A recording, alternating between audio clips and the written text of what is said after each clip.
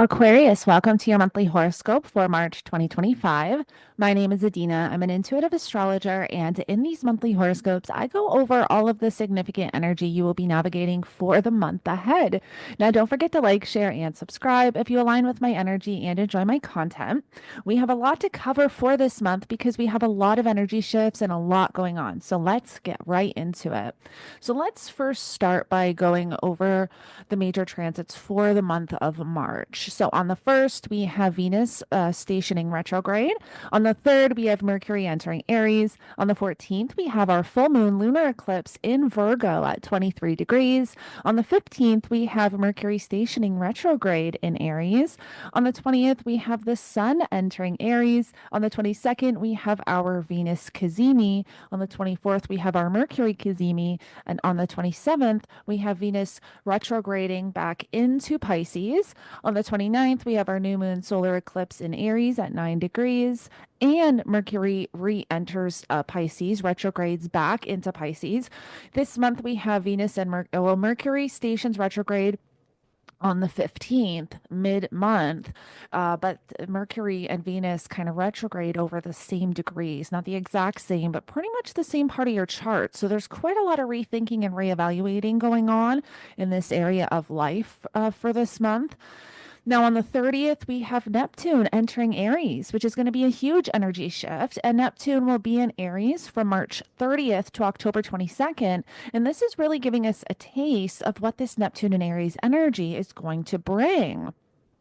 So, for those of you who have not watched my monthly horoscopes before, I break them down by week and I select a chart for each week to give you a bit of a visual.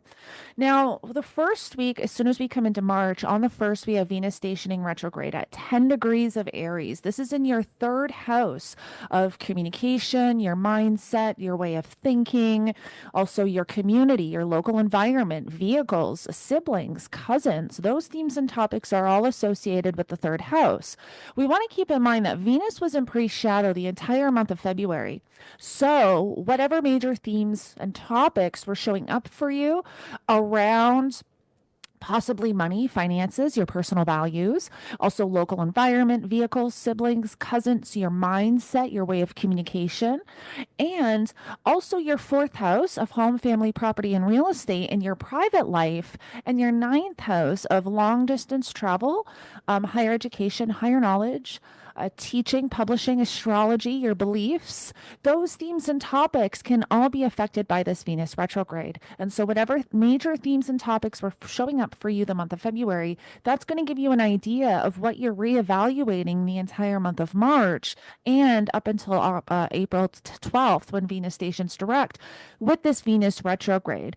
We want to remember that when the planets are pre-shadow, this is really giving us a preview of what we will be reevaluating. You know, what topics were showing up, what themes, were there any major events or situations that can give you an idea of what you will be sitting with and reevaluating and reassessing while that planet is retrograde. Now, on the 3rd, we have Mercury entering Aries. So, Mercury again will be pre shadow at this point because Mercury is going to station retrograde at 9 degrees of Aries and move back to 26 degrees of Pisces. So, it's pretty much the same degree points as the Venus retrograde. But coming into the month, Mercury will be pre shadow. So, pay attention to your mindset, your communication, your conversations that you're having.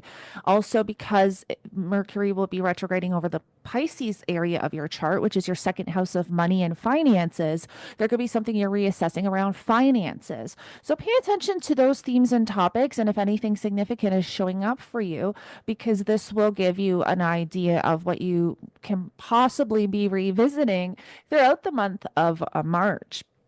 Now, once we get to the second week on the 14th, we have our full moon lunar eclipse in Virgo at 23 degrees. Now, you have Virgo in your eighth house with the south node and the north node. Now, I will be linking my lunar nodes forecast video that I have here on my channel at the end of this video. Check that out because I get in deep I get into what the lunar nodes transiting these areas of your chart can bring. These are your money houses, and the north node represents a new direction, and the south node can represent an area where we are releasing or letting something go, or where something can be coming back from the past.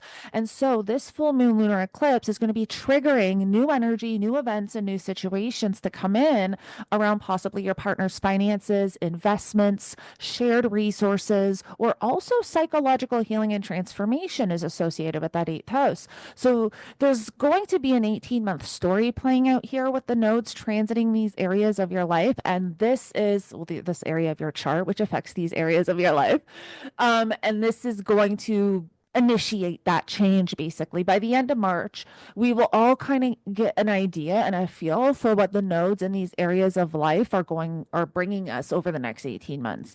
And so this lunar eclipse is bringing that energy in for whatever you will be letting go and releasing in this area of life, or whatever can possibly be coming back from the past. Now, on the 15th, we will have Mercury stationing retrograde at 9 degrees of Aries. Um, Again, in your third house of communication, your mindset, siblings, cousins, local environment, your community, neighbors. So, whatever you're rethinking and reassessing in this area of life kind of gets amped up and becomes a lot more mental, logical, and you're thinking more about it. It's not so much just this Venus energy of your needs, wants, and desires, but it's your way of thinking. It's um, almost like, what do you need mentally? What are you trying to connect with? Not just on a kind of needs, wants, and desires level, but like a logical level, if that makes sense. Now, once we get into the third week, and I also just want to note that on March 17th, we will have the sun forming a conjunction to the north node. I didn't put it in here in this thing because I kind of realized this after I created this presentation. But when we have the sun and the moon connect to the lunar nodes, this is quite significant because the lunar nodes primarily work with the sun and the moon.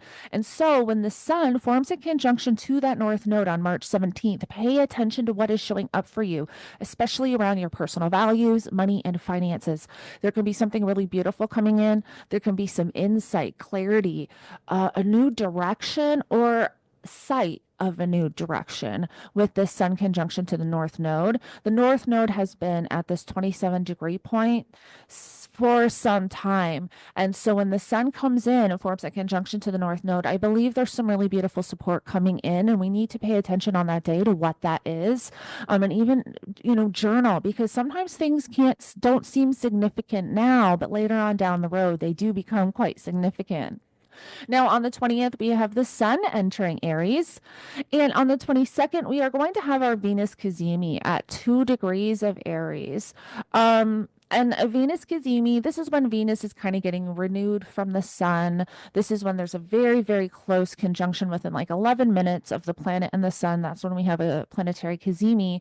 And this can be a day where there is some type of almost insight, understanding, or clarity for this whole Venus retrograde journey that you are on, whatever it is that you're rethinking, reevaluating, and reassessing around your needs, wants, and desires in this area of life. There can be something on the 22nd coming in, bringing insight, support, or a new direction for this Venus retrograde journey. So this is another day to pay attention to what is showing up for you.